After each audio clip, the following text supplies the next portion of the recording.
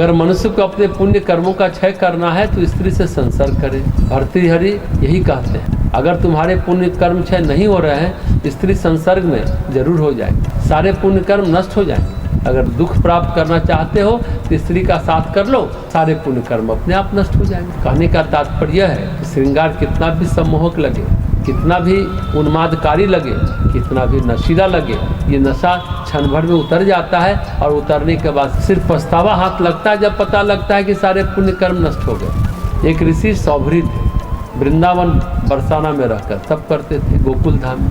तप करते करते बहुत समय गुजर गया, तप की ऊर्जा भी इकट्ठी हो गई, सब लोग उन्हें ऋषि तपस्वी मानते थे। एक बार मछुआरा अपनी स्त्री बच्चों के साथ नदी में आया था मछली पकड़ने। वहाँ उसे कुछ मौज मस्ती सूझी, पत्नी के कपड़े निकालकर नग्न होकर के नदी में जल क्रीड़ा करने लगा। उसके बाद सोच रहा था कि मछलियों को पकाकर खाएंगे। ये जल क्रीड़ा सौभरी ऋषि ने देखी। देख करके उनके मन में आया कि संसार का लाभ हमने नहीं उठाया, हमसे अच्छा तो मछुआरा है, हमें तो संसार का सुख नहीं मिला। अब ऋषि सौभरी सोचने लगे कि अब क्या करें, कहाँ जाएं स्त्री पाने के लिए। वह सीधा राजा के पास गए। उस राजा की 27 लड़कियां हैं, धूल झुसरित, बिखरे हुए बाल, लेकिन आंखें तेजस्वी। ऋषि पूरे इलाके में प्रसिद्ध थे कि इतने वर्षों से तपस्या कर रहे हैं। राजा से कहा, राजन मैं शादी करना चाहता। राजा बोले, इस अवधूत से औघर से कौन शादी करेगा। राजा को कुछ समझ में नहीं आया कि क्या करें। तो ऋषि ने कहा, अरे तुम्हारे पास तो 27 कन्या है, उसमें से एक कन्या दे दो, विवाह करेंगे। राजा सोचा, पता नहीं इस बाबा को मना कर दे तो कौन सा श्राप दे दे। उसने कहा, जो कन्या आपको पसंद कर ले वो आपकी हुई। मन ही मन सोचा कि अघोरी को कौन पसंद करेगा, कोई लड़की मेरी पसंद नहीं करेगी। उन्होंने कहा, अरे भाई लड़की भी आपको पसंद करे तब तो विवाह होगा ना।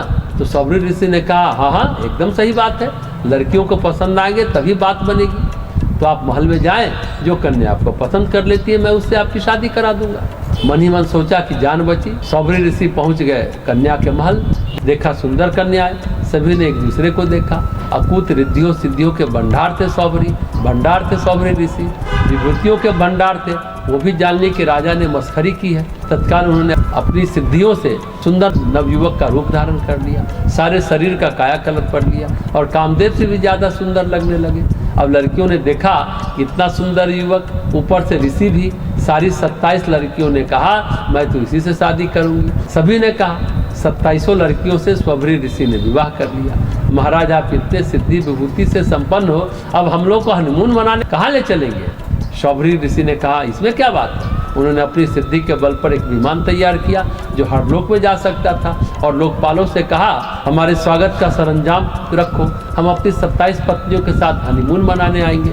हर लोक में सौभरी ऋषि ने उस विमान से जाकर के विमान भ्रमण करते हुए हनीमून मनाया। सौभरी ऋषि का हनीमून कहते हैं लगातार 55 वर्षों तक चलता रहा। एक साल एक हनीमून एक लोक में, अगला साल हनीमून अगले लोक में।